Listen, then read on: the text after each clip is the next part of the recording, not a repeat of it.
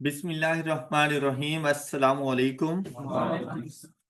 आज के लेक्चर में डिस्कस करेंगे chapter number 4 linear programming self test. Question number 1 है हमारे पास, एन एम्प्लॉयर रिक्रूट्स एक्सपीरियंस्ड। अब उन्होंने ना, बुक वालों ने खुद ही बता दिया है कि आपने एक्सपीरियंस्ड वर्कर्स को किससे डिनोट करना है, and fresh workman as Y for his firm under the condition that he cannot employ more than 9 people. X and Y can be related by the inequalities.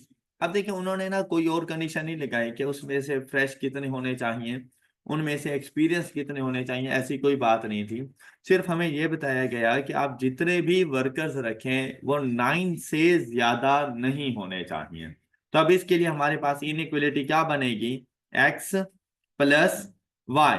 9 से ज्यादा नहीं होने चाहिए, तो इसका क्या मतलब, आपने लेस देन इक्वल टू 9 पे रहना है। और साथ में आप उसे बता देंगे फौरन ही कि एक्स एंड वाई, क्योंकि ये हमारे पास वर्कमैन है तो ये कभी भी नेगेटिव वैल्यू में नहीं जा सकते। तो हमारे पास करेक्ट आंसर हो जाएगा ऑप्शन बी। अच्छा, मैं इसको कंबाइंड फॉर्म में लिख देता हूं। इसी को अलग अलग से भी लिखा जा सकता है कि एक्स की कंडीशन आप अलग से बताएं और वाई की कंडीशन आप अलग से बता रहे हो। क्वेश्चन नंबर 1 समझ आ गया होगा।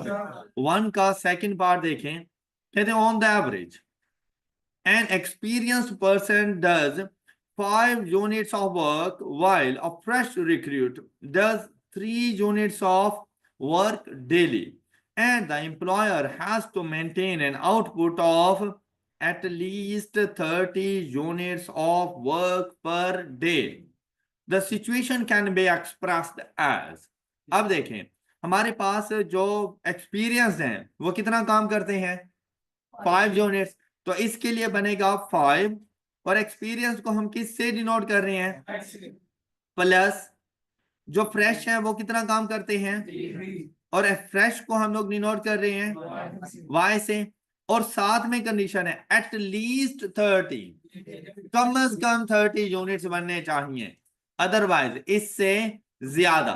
तो लेस देन इक्वल टू का साइन नहीं यूज होगा इसके लिए। एट लीस्ट के लिए हम लोग यूज किया करते हैं ग्रेटर देन इक्वल टू 30, और साथ में बता देंगे x and y greater than equal to, and the correct answer is option C. All clear.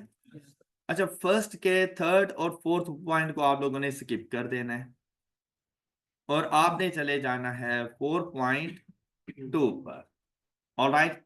अच्छा, 4.2 पे अगर आप लोग गौर करें, आपको ना एक इनइक्वलिटी बताई गई और आपसे कहा गया कि इनमें से करेक्ट आंसर कौन सा है, मतलब the graph to express the inequality. अब x plus Y less than equal to 9, तो अगर आप लोग गौर करें इसमें x इंटरसेप्ट भी 9 और y इंटरसेप्ट भी। सबसे पहले तो आपने ग्राफ में ये देखना है कि तमाम ऑप्शंस में x एंड y इंटरसेप्ट उसने 9 ही ली है, हम इसको इसकी बेस के ऊपर रिजेक्ट नहीं कर सकते। अब देखें इनइक्वलिटीज का साइन, हमारे पास इनइक्वलिटी का साइन कौन सा है, less than equal to. Less than equal to है तो टू वर्ड्स ओरिजिन, तो ये देखें ये टू वर्ड्स ओरिजिन है, ये शेडेड एरिया। अच्छा, ये बनाने का मकसद ये नहीं कि सिर्फ ये वाला एरिया, मींस दैट इस लाइन के नीचे वाला सारा एरिया।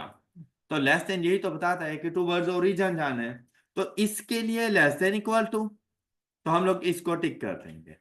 अगर हो तो यहीं पे ग्रेटर देन इक्वल टू, तो हम ऑप्शन बी को टिक करते हैं। और अगर यहां पे होता है इक्वलिटी, तो हम लोग ऑप्शन सी को टिक करते हैं। जहां पर शेडेड एरिया नहीं है वो इक्वलिटी को शो करता है। शेडेड एरिया टूवर्ड्स ओरिजिन है, लेस देन इक्वल टू को शो करेगा, और shaded area away from the origin है तो ग्रेटर देन इक्वल टू को। तो ऑप्शन ए हमारा करेक्ट आंसर होगा। इसी तरह से अगर यहां पे देखें, हमें साइन कौन सा मिला, ये तो भाई नहीं हो सकता। इसी तरह से ये भी नहीं हो सकता। सी के पास गए, अच्छा शेडेड एरिया के मुताबिक देखें तो ये आंसर है, लेकिन साथ में एक्स एंड वाई इंटरसेप्ट जरूर चेक करने हैं आपने। ऐसा ना हो कि ग्राफ गलत बनाया हुआ हो, लाइन गलत ड्रॉ की गई हो। तो अब यहां पर देखें, अगर मैं x को 0 पुट करूं तो y की वैल्यू 10, तो देखिए क्या y की वैल्यू 10 है। और y को 0 पुट करूं तो क्या x की वैल्यू 6, क्या यहाँ पे 6 मौजूद है? बिल्कुल ठीक है, option C is correct answer. Any problem? Same case with question 4.4। 4.4 में देखें तो आपको यहां पे पता चल रहा है कि y less than equal to half of x is indicated by. अब यहां पर देखें आपको कुछ ग्राफ बना कर दे दिए। अब इनमें से कौन सा ठीक हो सकता है? तो आप याद करें, आपके पास आई थी y is equal to M X plus, और अगर y इंटरसेप्ट 0 हो तो इक्वेशन क्या बनेगी? y is equal to M X. तो आपको ऐसा नहीं लग रहा जैसे ये इसी तरह से लिखी हुई है? अब अगर m की वैल्यू देखो तो आपको m की वैल्यू क्या नजर आ रही है? मतलब अगर मैं आपसे पूछूं कि इस इक्वेशन का स्लोप मुझे बता दो, तो आप मुझे इसका स्लोप क्या बताते? 1/2 मतलब 0.5। Positive negative? पॉजिटिव। पॉजिटिव है तो स्ट्रेट लाइन की डायरेक्शन क्या होनी चाहिए? अपवर्ड होनी चाहिए। ऑप्शन ए तो नहीं हो सकता क्योंकि इसका स्लोप 0 है, जबकि जो मैंने ग्राफ बनाना है उसके स्लोप की वैल्यू क्या है? तो ऑप्शन ए तो नहीं हो सकता। बात क्लियर? दूसरी बात यह है कि ऑप्शन सी भी नहीं हो सकता। क्यों नहीं हो सकता? क्योंकि ये डाउनवर्ड है और इसके स्लोप की वैल्यू नेगेटिव, जबकि जो इक्वेशन मैं बनाने जा रहा हूं उसके स्लोप की वैल्यू पॉजिटिव मौजूद है। Clear? Option B and D में से कोई सा एक ऑप्शन हो सकता है, क्योंकि दोनों ही पॉइंट ऑफ ओरिजिन से गुजर रहे हैं। क्योंकि y इंटरसेप्ट की वैल्यू 0 थी, कैसा नहीं था कि y इंटरसेप्ट की वैल्यू 0 थी, तो भाई वो पॉइंट ऑफ ओरिजिन पे ही गुजरेगी। और दोनों ही अपवर्ड है, दोनों का स्लोप पॉजिटिव है। अब बात ये आती है कि हमने इसमें से शेडेड एरिया के मुताबिक टिक किसको करना है। तो यहां पर देखिए आपको साइन कौन सा मिल रहा है? तो देखिए, तो इससे पहले हम लोग लाइंस जो डिस्कस करते थे ना, वो ऐसी लाइंस होती थी। तो हम लोग कहते थे towards origin and away from the origin. लेकिन जहां पर जो लाइंस मौजूद है ना, वो पॉइंट ऑफ ओरिजिन से गुजर रही हैं। तो अब आपने हमेशा याद रखना है कि अगर shaded area towards X axis है तो ये लेस देन इक्वल टू को शो करेगा, और अगर shaded area towards Y axis है तो ये ग्रेटर देन इक्वल टू को शो करेगा। Got it? तो अब बताएं इसके मुताबिक हमारा आंसर कौन सा बन जाएगा? Option D is correct answer. Any problem? All clear? 4.5, यहां से आपको आइडिया होता है कि आपसे लीनियर प्रोग्रामिंग के कौन कौन से क्वेश्चंस किए जा सकते हैं। 4.5 में अगर आप लोग गौर करें तो अब आपको ग्राफ बना के दे दिया, उसमें फिजिबल रीजन भी उसने आए बना के दे दिया कि ये इसका फिजिबल रीजन है हमारे पास। कहता है कि इसके कॉन्स्ट्रेंट्स ये वाले हैं, लेकिन उसने ना तमाम कॉन्स्ट्रेंट के साथ इक्वलिटी का साइन यूज किया। हमने उसे बताना है कि बेसिकली इनके साथ साइन कौन सा यूज होगा। अब अगर आप लोग गौर करें, सबसे पहले जाए लाइन 1 के ऊपर। लाइन 1 हमारे पास मौजूद है 5x plus 3y is equal to 30। अब यहां पर तो इक्वल टू है, यहां से लाइन 1 कौन सी है? ये वाली, ये वाली। अब अगर इस लाइन 1 पे देखें तो ये शेडेड एरिया अपने से ऊपर, मतलब अवे फ्रॉम द ओरिजिन, तो इसके साथ कौन सा साइन यूज होना चाहिए था? तो इसके साथ साइन यूज हो जाएगा greater than equal. Got it? फिर जाएंगे लाइन 2 के पास। ये लाइन 2, लाइन 2 को अगर आप देखें तो ये टूवर्ड्स ओरिजिन शेडेड एरिया दे रही है, तो इसके लिए इसके साथ साइन यूज होगा लेस देन इक्वल टू। आपको मेरी बातें समझ आ रही होंगी? लेकिन अगर लाइन 3 और 4 देखें, दोनों ही पॉइंट ऑफ ओरिजिन से निकल रही हैं, और इनके अगर शेडेड एरिया को अगर आप गौर से देखें तो लाइन 3 का shaded area towards Y axis, और अगर टूवर्ड्स वाई एक्सिस हो तो ग्रेटर देन इक्वल टू, अगर टूवर्ड्स वाई एक्सिस हो। और लाइन 4 का जो हमारे पास शेडेड एरिया है वो टूवर्ड्स एक्स एक्सिस, तो इसके साथ लेस देन इक्वल टू का साइन यूज होता है। ऑलराइट, अब आपने ऑप्शन में से देखना है कि ऐसे साइन कहां पर मौजूद होंगे। अब यहां पर अगर आप गौर करें, less than less than less than less than, हर किसी के साथ लेस देन, क्या ऐसा पॉसिबल है? नहीं, कैंसिल कर दो। फिर अगर आप लोग देखें सी ऑप्शन में, ग्रेटर देन, ये लेस देन, ग्रेटर देन, नहीं ऐसा नहीं था, गलत हो गया। ओके, और इधर देखें, greater than, less than, greater than, less than, condition भी गिवन, बिल्कुल ठीक है, option B is correct answer. Okay होगी बात। नेक्स्ट वन इज सेम 4.6, जहां पर अगर गौर करें, the region indicated by the shading in the graph is expressed by inequalities. अब अगर आप लोग देखें एक ऐसी इक्वेशन जिसके x and y intercept 2 and 2 हो, उसके साथ हम लोगों ने लेस देन इक्वल टू का साइन लगाना है, और जिसके x and y intercept 4 and 4 हो, उसके साथ हम लोगों ने ग्रेटर देन का साइन लगाना है, ग्रेटर देन इक्वल टू का। तो आओ जरा चेक करते हैं। अब जैसे ही हमने देखा कि दो इनइक्वलिटीज हैं, दो कॉन्स्टेंट्स बनेंगे और दोनों के साथ साइन अपोजिट हैं, एक के साथ लेस देन और दूसरे के साथ ग्रेटर देन, तो हम लोगों ने दिखते ही ऑप्शन सी तो गलत कर दिया। Got it? ऑप्शन बी भी हमने गलत कर दिया। मेरी बात समझ आ रही होगी आप लोगों को? ऑप्शन डी गलत कर दिया, क्यों? सिर्फ ग्रेटर देन का साइन है, जबकि हमें ग्रेटर देन इक्वल टू का साइन चाहिए। जब तीन गलत हो गए तो एक करेक्ट आंसर है। अब अगर आप ए में देखें तो x1 x2 इंटरसेप्ट की वैल्यू 2 एंड 2, जब 2 एंड 2 हो तो साइन कौन सा होना चाहिए था? और फिर सेकंड वाला देखो, x1 अगर x2 को 0 पुट करूं तो x1 की वैल्यू 4, x1 को 0 पुट करूं तो x2 की वैल्यू 4, इंटरसेप्ट 4 एंड 4 आ रहे हैं हमारे पास, तो इसके साथ साइन देखो ग्रेटर, और कंडीशन भी option 1 is correct answer. Got it? लेकिन कॉन्स्ट्रेंट तो हमने बनाकर दे दिए, इतना काम हम कर सकते थे, लेकिन इससे आगे क्वेश्चन सॉल्व नहीं हो सकता था। क्यों? Common shaded area, feasible region ही नहीं है। जब फिजिबल रीजन ही नहीं है तो सॉल्व कैसे करें? तो ऐसे क्वेश्चन का आंसर इम्पॉसिबल। ऑलराइट, हाँ ये एक तरह से पॉसिबल हो सकता था अगर इसके साइन उलट कर देता, कि लाइन 1 के साथ ग्रेटर देन का साइन लगा देता और लाइन 2 के साथ लेस देन का साइन, तो ये वाला आपका शेडेड एरिया बन जाता। अब आप इस क्वेश्चन का सॉल्यूशन फाइंड कर सकते हैं। Got it?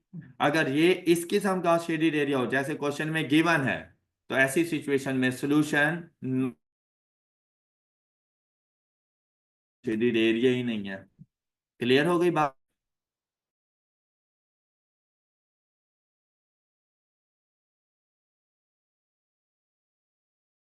of bowlers, the inequality constraint that the number of batsmen must be no more than 50% of number of batsmen।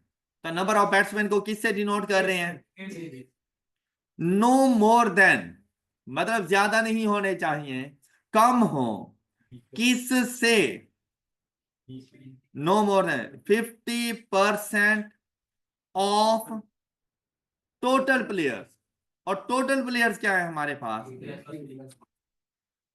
सिर्फ बॉलर्स नहीं कहा उसने, तो उसने कहा टोटल, टोटल में बॉलर्स एंड बैट्समैन दोनों शामिल होंगे। तो ए प्लस बी, अब जाके इसको सॉल्व कर लेते हैं। ए लेस देन इक्वल टू 50% को 0.5 लिख लो, 0.5 ऑफ ए प्लस 0.5 ऑफ, किसी को एतराज? नेक्स्ट देखो, क्या इसको यूं लिख लूं, a minus 0.5 of a less than equal to 0.5 of, कोई इशू? सॉल्व करें इसको, 0.5 of a less than equal to 0.5 of, 0.5 से 0.5 कैंसल, तो इनइक्वालिटी क्या बन जाएगी? ये इसका सोल्यूशन, अपने पास नोट कर लीजिएगा इसका सोल्यूशन। क्या सब बच्चों को समझ आ गई? 4.8, a firm manufactures two products. The products must be processed through one department. Product A requires 6 hours per unit and product B requires 3 hours per unit. Total production time available for the coming week is 60 hours. There is a restriction in planning the production schedule as total hours used in producing the two products cannot exceed 60 hours. ये बात वैसे हमें यहाँ से भी पता चल गई थी. This situation can be expressed as, अब इसको तो देखते ही दफा करो ना कि ये नहीं हो सकता. एक ही कॉन्स्टेंट बन रहा है, एक ही डिपार्टमेंट है तो एक ही कॉन्स्टेंट बनेगा. तो इसने दो लाइनें कैसे ड्रॉ कर दी हैं? दो लाइनें ड्रॉ ही नहीं होनी थी. दूसरी बात, हम 60 और से ज्यादा काम नहीं कर सकते तो लेस देन इक्वल टू की इनइक्वालिटी नहीं आएगी. जब लेस देन क्या आएगी तो टूवर्ड्स ओरिजिन जाना चाहिए था. अवे फ्रॉम द ओरिजिन तो नहीं जाएगा ना. Okay okay. तो अब हमने देखना है बी और सी में से कौन ठीक होगा. अब दोनों के साथ लेस देन आ रही हैं. फर्क कहां पे आ रहा है कि यहां पर देखिए एक्स एक्सिस पे वैल्यू, यहां पर एक्स एक्सिस पे वैल्यू. एक्स एक्सिस की वैल्यू का मसला नहीं है. मसला किस चीज का है कि यहां पर वाई एक्सिस पर हमें जो वाई इंटरसेप्ट की वैल्यू मिल रही है 15 और इधर अब हमने देखना है कि हमारी इक्वेशन इनइक्वालिटी के मुताबिक वाई इंटरसेप्ट की वैल्यू क्या बनेगी. तो हमारे पास गिवन सिचुएशन के मुताबिक इनइक्वालिटी बनेगी क्या. Product A require 6 hours plus B requires 3 less than equal to. अब x की वैल्यू फाइंड करने की जरूरत नहीं है. आप लोग x को 0 करो और y की वैल्यू फाइंड करो. Then y is equal to 60/3 is equal to, तो option B is correct answer. Right. यही बात मैं आपसे कह रहा था कि आपने सिर्फ शेडेड एरिया नहीं देखना, आप लोगों ने उसके साथ साथ ये भी देखना है कि एक्स एंड वाई इंटरसेप्ट की वैल्यूज में तो कोई डिफरेंस नहीं है. 4.9. अब ऐसे बहुत से क्वेश्चन हम लोगों ने सॉल्व किए हुए थे जिनमें हमारे पास एक सिचुएशन दे दी जाए और हम लोग कॉन्स्टेंट्स वगैरह बना कर दें. तो यहाँ पर भी हमसे कॉन्स्टेंट्स की वैल्यू पूछी गई, ऑब्जेक्टिव फंक्शन एंड कॉन्स्टेंट. अच्छा, अब यहाँ पर गौर करें. कहता है manufacture produces two products P and Q which must pass through the same process in department A and B having weekly production capacity of 240 and 100 hours respectively. अच्छा, अब बहुत सी ऑप्शन तो यहीं से ही देख सकते थे ना कि अपने कॉन्स्टेंट्स में जाएं और डिपार्टमेंट ए के लिए आपके पास आ गए 240 और डिपार्टमेंट बी के लिए 100 और साइन कौन सा यूज होगा, लेस देन इक्वल टू. यहां पर देखिए 240 लेस देन इक्वल टू 100 के साथ लेस देन इक्वल टू, ये बात यहां तक के लिए बिल्कुल ठीक है. यहां पर भी देखें 240 100 लेस देन इक्वल टू, यहां पर भी बिल्कुल ऐसे ही. मतलब अभी तक किसी किस्म की कोई रिजेक्शन नहीं हुई. फिर देखा हमने प्रोडक्ट पी नीड्स 4 और डिपार्टमेंट ए, जबकि यहां पर क्या है, गलत कर दो. अब आगे इसको कभी देखने की जरूरत ही नहीं है. जबकि यहां पर देखा तो 4 मिल गया, यहां पर भी 4 मिल गया. अच्छा, जैसे ही मैं ये देखने लगा ना तो मुझे पता चला कि भाई बी और सी में कॉन्स्टेंट तो बिल्कुल सेम सेम है, इनमें तो कोई डिफरेंस है ही नहीं. डिफरेंस किस चीज का है, तो इसको तो वैसे ही बाय बाय बोल. ओके. अब बी ठीक है, सिर्फ चेक करते जाएंगे. 4 वाली बात बिल्कुल ठीक आ गई. उसके बाद क्या कहता है 2 और इन डिपार्टमेंट बी, ये देखें ये 2 मौजूद है. फिर प्रोडक्ट क्यू रिक्वायर्स 3 एंड 1, यहां तक की बात बिल्कुल सही. फिर profit yield 700 and 500, option B is correct answer. All right. Next one is 4.10. अच्छा, ये तो वैसे ही बड़ा सिंपल सा क्वेश्चन था हमारे पास. सिर्फ पता है फर्क क्या था कि जिन चीजों को हम लोग हॉरिजॉन्टल वे में लिखते थे इन्होंने वर्टिकल में लिख दिया एंड वाइस वर्सा. इसके अलावा और कोई फर्क नहीं था. मतलब हम लोग प्रोडक्ट्स को लिखा करते थे बिल्कुल इस तरह से और इन्होंने लिख दिया वर्टिकल फॉर्म ऐसे. इसके अलावा कुछ नहीं था. साथ में आपको कंडीशन बता दी. आपसे कहते हैं कि जो हमारे पास यहाँ पे विटामिन हैं ये बेसिकली, अब डिपार्टमेंट्स नहीं है, ये विटामिन हैं। कहते हैं विटामिन के लिए जो कंडीशन लगाई गई वो क्या है, एटलीस्ट विटामिन ए कितना होना चाहिए, 9, 7 units of B, 10 units of C and 12 units of, लेकिन क्या एटलीस्ट, तो कौन सी इनइक्वलिटी यूज हो, ग्रेटर देन इक्वल टू, जैसे ही ऑप्शंस में आए option A cancel, got it, option C cancel, ये देखो लेस देन की इनइक्वलिटी आ गई थी, और ऑप्शन बी भी कैंसल, लेस देन की इनइक्वलिटी आ गई थी, option D is correct answer. Okay, अब देखो मैंने बाकी कोई चीज नहीं देखी, सिर्फ एटलीस्ट का वर्ड, एटलीस्ट के वर्ड से पता चला सबके साथ ग्रेटर देन का साइन आना चाहिए, नहीं था, ए बी सी तीनों कैंसिल होते हैं, देखो ठीक कर दिया। अच्छा, अब अगर आपसे पूछा जाए कि भाई करेक्ट कॉन्स्टेंट्स बनेंगे क्या, तो हम लोग क्या जाके लिखेंगे, जहां पर ये x और ये y, हाँ जी क्या, 2x plus y greater than equal to जी, x plus y greater than equal to जी, plus greater than equal to and plus 3y greater than equal to and, ये था इसका करेक्ट आंसर। Any problem?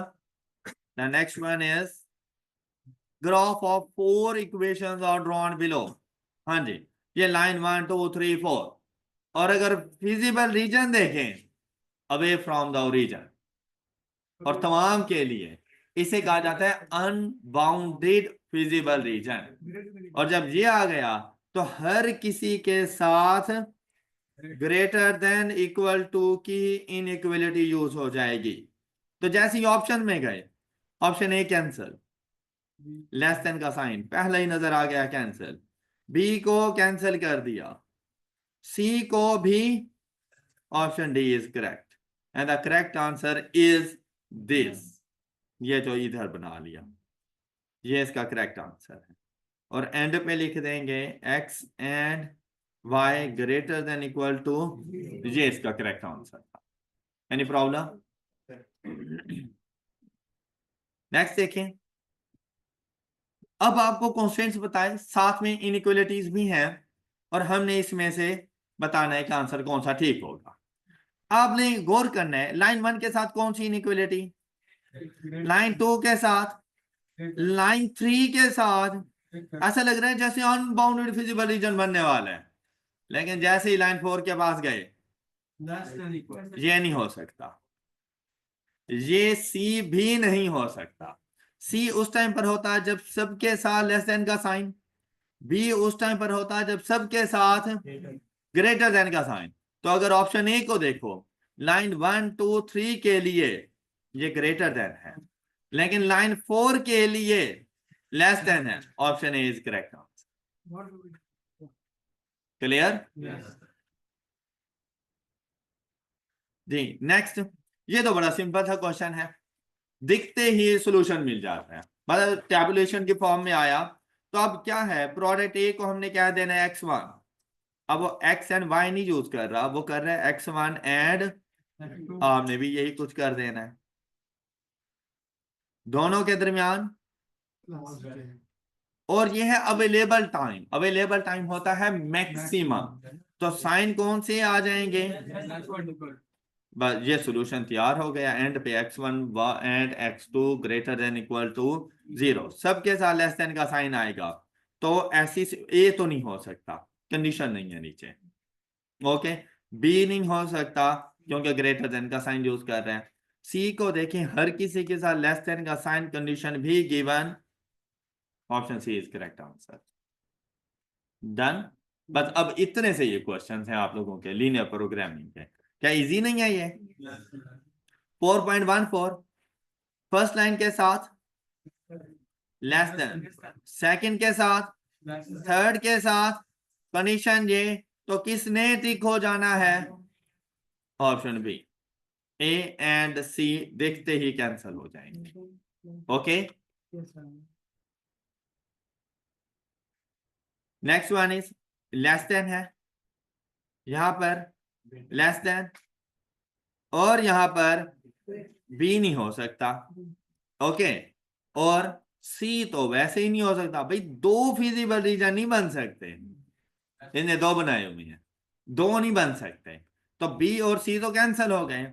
अब देखें line 1 के लिए देखें लेस देन, लाइन 2 के लिए लेस देन, लेकिन लाइन 3 के लिए Greater than. ये क्या ऐसे ही थी कंडीशन, ये ठीक हो गया। Okay, Yeah. हाँ जी, next one is manufacturer produces two products X1 and X2. Resources available for the production of these two items are restricted to 200 support stock, 320, Machine. 280 या मैक्सिमम होंगे, मैक्सिमम होंगे। अच्छा अब यहां पर देखें तो हमारे पास सबके साथ लेस देन इक्वल टू के साइन आ जाएंगे।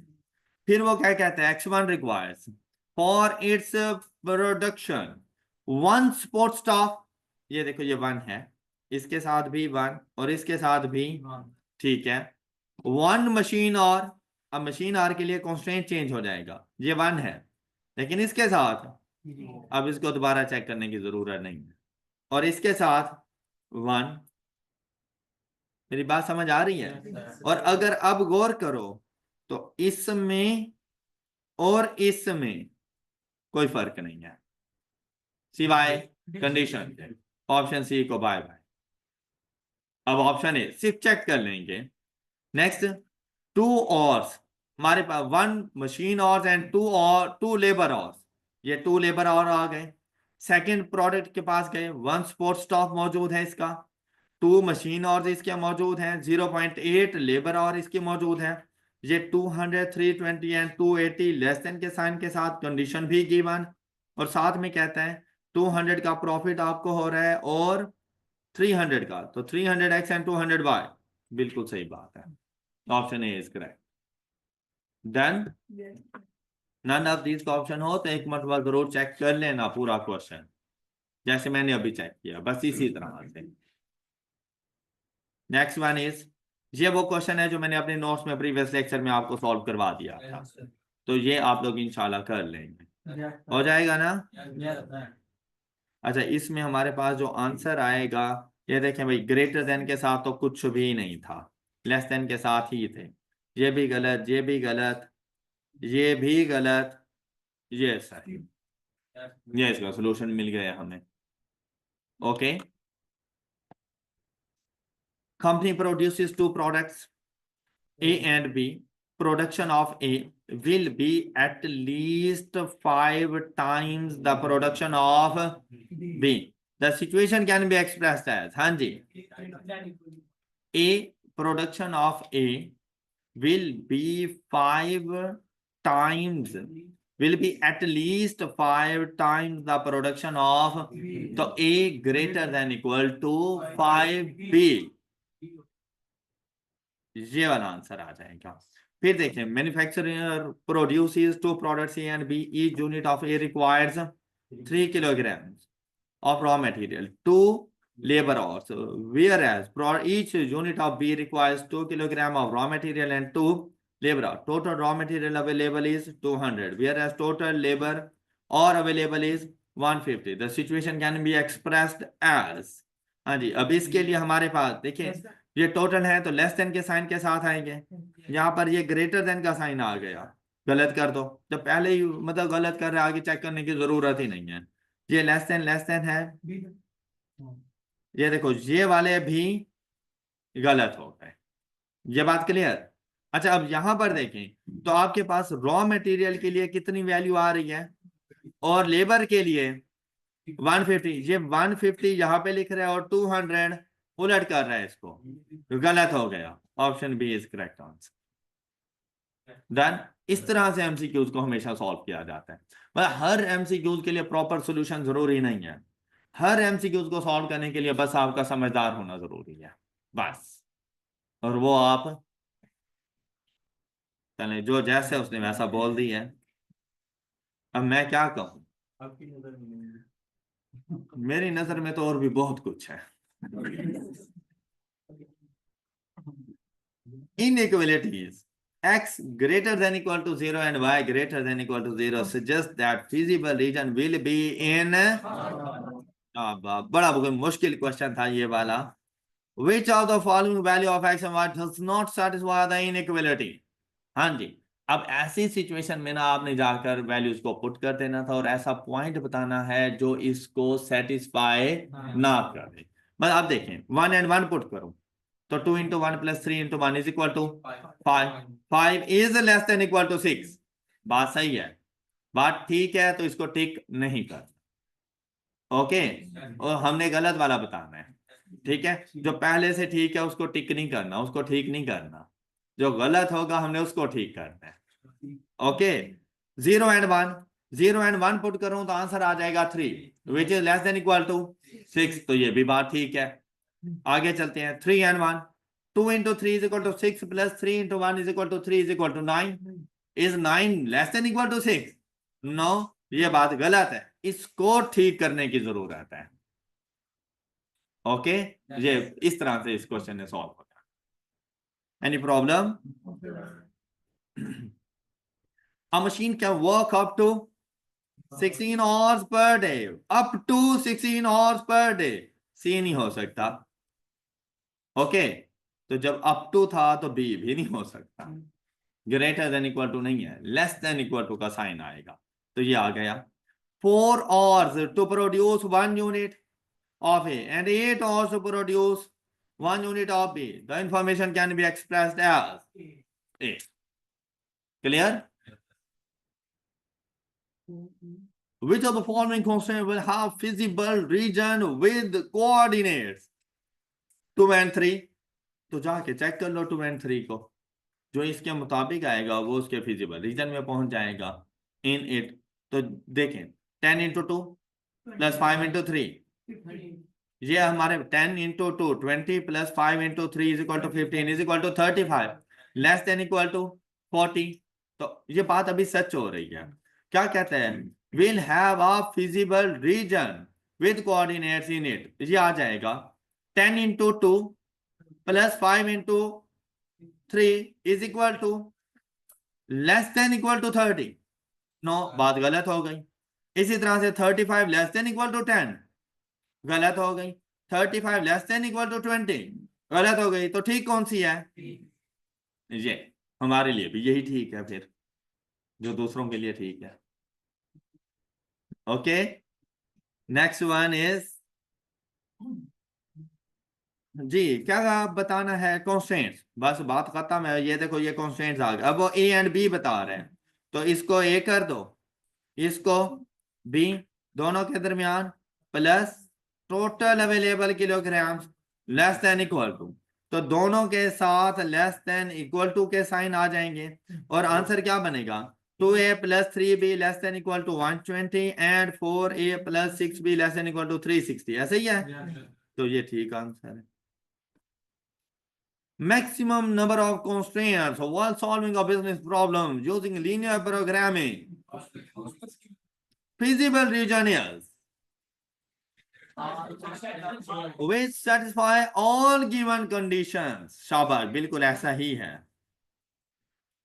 कहते कॉर्नर पॉइंट्स थ्योरम स्टेट्स। अब वो कॉर्नर पॉइंट थ्योरम, वो जो हम लोग फिजिबल रीजन के कॉर्नर पॉइंट्स लेते हैं, वो उनकी बात करते हैं। कहते हैं optimal solution is at one of the corners of feasible region. बात सही है, ये ऑप्टिमल सॉल्यूशन जो होता है ना हमारे पास, वो हमेशा फिजिबल पॉइंट्स में से एक पॉइंट होता है, और फिजिबल पॉइंट्स क्या होते हैं हमारे पास? उस फिजिबल रीजन के कॉर्नर पॉइंट, हम उसमें से एक सॉल्यूशन उठाते हैं, हम मिड में से कोई सॉल्यूशन नहीं ले रहे होते। Optimal solution is within feasible reason.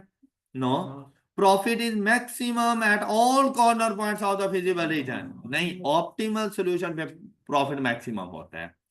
Revenue is maximum at corner, नहीं भाई ऐसी कोई बात नहीं है। Option A is correct answer. तो बहुत से थ्योरेटिकल क्वेश्चन वैसे पढ़ते ही आप लोगों को इंशाल्लाह समझ आ जाएंगे। Any problem? 4.28 linear programming model can be used for profit maximization, cost minimization, even के रिसोर्सेज की बेस्ट यूटिलाइजेशन, हम वो भी कह सकते थे। नेक्स्ट देखें, for the following set of inequalities and objective function identify the optimal solution using corner point theorem. तो जो मैंने सॉल्यूशन आपको बताया है ना, वो कॉर्नर पॉइंट थ्योरम ही है। ओके, आपने उसी से जाके सॉल्व। अब देखिए, ये तो है कंडीशन, इनके ग्राफ बनाने की जरूरत ही नहीं है। मतलब ये हमें बता रहे हैं कि भाई साहब फर्स्ट क्वाड्रेंट में रहो, तो भाई साहब आ गए फर्स्ट क्वाड्रेंट में। आगे सिर्फ एक ही कॉन्स्टेंट है, x plus Y less than equal to 8, तो x इंटरसेप्ट भी 8 है और y इंटरसेप्ट भी 8। यहां पर भाई साहब ने ये ग्राफ बना दिया, और इसकी लेस देन, ये लेस देन आ गए। ओके, और ये पॉइंट्स आ गए 0 एंड 8, 8 एंड, अच्छा ये आ गया objective function 10x plus 2y, तो 8 इंटू 2 16 एंड 8 इंटू 10 80। प्रॉफिट था, मैक्सिमाइज करना है, तो मैक्सिमाइज कौन सी वैल्यू पे हो रहा है? ऑप्शन ए। अच्छा, अब यहाँ पे बहुत से भाई आप लोगों को जीनियस लोग मिलेंगे आपके हॉस्टल्स वगैरह के अंदर, जो आपको ये मशवरा देंगे कि भाई ये पॉइंट्स नीचे गिवन है, इनमें से पॉइंट्स उठाओ और जाकर इसमें पुट कर दो, जहां पे सोल्यूशन ज्यादा आ रहा है वो आपका करेक्ट आंसर हो जाएगा। अच्छा, बाय चांस मतलब बुरा वक्त लिखा हुआ होता है इंसान की किस्मत में, तो वो सोल्यूशन ठीक भी हो जाता है। आप कहते हैं वाह यार वाह, बड़े गुरु बैठा हुआ है, महान हस्ती बैठी हुई है, मेरे टीचर ने तो ये बात मुझे नहीं बताई, और आप जाके वो चीज अप्लाई कर देते हो।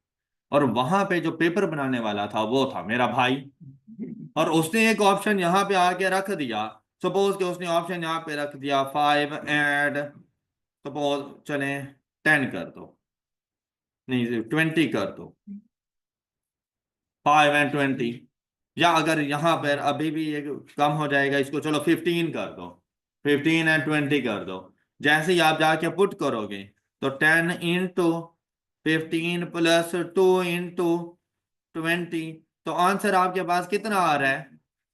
190। आप कहोगे ये लो भाई ये हमारा आंसर है, हालांकि वो फिजिबल पॉइंट ही नहीं है। सबसे पहली चीज तो है ना कि वो फिजिबल पॉइंट होना चाहिए। मैं जरूरी तो नहीं है कि आपको फिजिबल पॉइंट उठा के दूंगा, मैं फिजिबल पॉइंट के अलावा जो मेरे पॉइंट्स होंगे मैं उनमें से कोई उठा के दे दूं, तो एग्जामिनर हर बार ऐसा नहीं कर रहा होता। ओके, तो ये फार्मूला गलत है कि पॉइंट्स उठाएंगे, जिस पे मैक्सिमम प्रॉफिट होगा वो टिक कर देंगे, जिस पे मिनिमम कॉस्ट होगी वो टिक कर देंगे, तो बेवकूफी नहीं करनी। आपके 2 नंबर बहुत कीमती हैं, उसकी चवल से ज्यादा इंपॉर्टेंस रखते हैं। तो लीनियर प्रोग्रामिंग पे अगर शॉर्टकट्स अप्लाई होते, तो जहां पर मैंने बाकी जगहों पे बता दिए तो क्या मैं यहाँ पे नहीं बता सकता था आप लोगों को? लेकिन यहाँ पे मैंने कहीं पर भी शॉर्टकट नहीं बताया आप लोगों को, क्या अप्लाई होता ही नहीं है भाई। यहाँ पर आप कोई शॉर्टकट किसी एक स्पेसिफिक क्वेश्चन पे शायद चल जाए, लेकिन हम जो शॉर्टकट बताते हैं वो जर्नल शॉर्टकट्स होते हैं, कि वो हर क्वेश्चन पे चल रहे होते हैं, हर सिनेरियो पे अप्लाई होते हैं, लीनियर प्रोग्रामिंग पे नहीं अप्लाई होते हैं। तो इस वजह से आपने ऐसी बेवकूफ़ी नहीं करनी। आपने अपना 1 मिनट ज्यादा दे देना है क्वेश्चंस को, लेकिन उसको सॉल्व करना है। All right, Yes, sir. तो इसी तरह 4.30 आप सॉल्व कर लेंगे, कोई ऐसा इशू नहीं है। 3.1 भी सॉल्व हो जाएगा, इनमें भी कोई प्रॉब्लम नहीं है। 3.2 भी आप लोग कर लेंगे। ऑल राइट, और यहाँ पर हमने कॉन्स्ट्रेंट्स बना के देने थे, ये हो जाएगा। जो मुश्किल क्वेश्चन थे वो मैंने आपको बता दिए, और अब आपको क्वेश्चन सॉल्व करने का मेथड भी समझ आ गया है कि आपने क्वेश्चन को सॉल्व किस तरह से करना है। यहाँ पर देखिए, हमने टोटल जाके जरा क्वेश्चन को सॉल्व करना था। क्या रहा है, how many units of each type of cola drinks में be produce to maximize the profit, और ये आपको प्रॉफिट फंक्शन की इंफॉर्मेशन दे दी। आप कर सकते हैं ये वाला क्वेश्चन। 4.35 हो जाएगा। अच्छा हाँ, यहाँ पर देखें 4.35 में कहता है x plus y greater than equal to 40 and x plus Y less than equal to 10। तो आपसे कहता है there is no feasible region, 1 feasible region, 3 feasible region, 2 feasible. भाई या तो है या नहीं है, 2 3 4 फिजिबल रीजन नहीं होते। ओके, हाँ अब मैंने देख रहे हैं कि भाई है या नहीं है। अगर आप यहाँ पर देखें ना, तो आपको x एंड y की वैल्यू मिल रही है 40 40, और आपने जाना है उससे ग्रेटर। और नीचे वाली वैल्यू मिल रही है आपको 10-10 और आपने रहना है उससे नीचे, तो आपके पास किसी किस्म का कोई फिजिबल रीजन नहीं होगा। जब फिजिबल रीजन नहीं है तो आगे सोल्यूशन भी सॉल्व नहीं हो सकता। क्लियर? हाँ, अगर ये दोनों के साइन होते डिफरेंट, ये ग्रेटर देन इक्वल टू के साथ होता, ये लेस देन इक्वल टू के साथ होता, तब मैं कहता Not feasible. There is feasible region. Yes. Clear? Yeah. Minimum number of constant to draw feasible region, minimum constant एक चाहिए फिजिबल रीजन को ड्रॉ करने के लिए, मैक्सिमम जितने मर्जी हो। The bounded feasible region will, अब ये जो बाउंडेड फिजिबल रीजन है ना, ये आपको मैक्सिमम वैल्यू के बारे में भी बताता है और मिनिमम वैल्यू के बारे में भी बताता है, जबकि जो अनबाउंडेड फिजिबल रीजन होता है ना, वो सिर्फ और सिर्फ मिनिमम वैल्यू के बारे में बताएगा। क्या? बाउंडेड फिजिबल रीजन मैक्सिमम और मिनिमम दोनों वैल्यूज के बारे में बताता है, जबकि जो अनबाउंडेड होता है वो सिर्फ और सिर्फ मिनिमम के बारे में जाकर आपको बताएगा। ऑलराइट, ऑप्शन ए ठीक हो जाएगा। फिर कहते हैं y less than equal to x will have a feasible region. अब देखो y is equal to x, ये जो लाइन बनेगी ये लाइन इस तरह से है, will have a feasible reason, less than का साइन है तो टूवर्ड्स, तो अब इसको कैसे एक्सप्रेस करें? कहते हैं above y axis only, y axis only above, ये तो कोई बात ही ना हो, ये वाई एक्सिस है, ये मेरे पास एक्स एक्सिस है और ये है लाइन, और लेस देन का साइन है तो ये फिजिबल रीजन है इसका, तो ये तो कोई बात नहीं है। कहते हैं below y axis only, below y axis तो ये वाला एरिया बनेगा ना, क्या मैंने इसको टिक किया, फिजिबल रीजन बनाया? नहीं। कहते हैं above x axis only, above x axis चले गए, लेकिन ये ज्यादा बेस्ट नहीं है, बिलो और on the line y is equal to x, ये है y is equal to x, less than का साइन है तो इसके ऊपर या इससे नीचे वाला एरिया मेरा फिजिबल रीजन बनेगा, तो मैं पॉइंट डी को जाके टिक करूंगा। ऑलराइट, तो हो गए? नहीं सर। मैं समझा शायद फिर बिलो द लाइन पहुंच गए हो। और इसी के साथ हमारा चैप्टर नंबर 4 कंप्लीट हुआ। इंशाल्लाह नेक्स्ट लेक्चर में न्यू चैप्टर स्टार्ट करेंगे। अपना ख्याल रखिएगा। अल्लाह हाफ़िज़।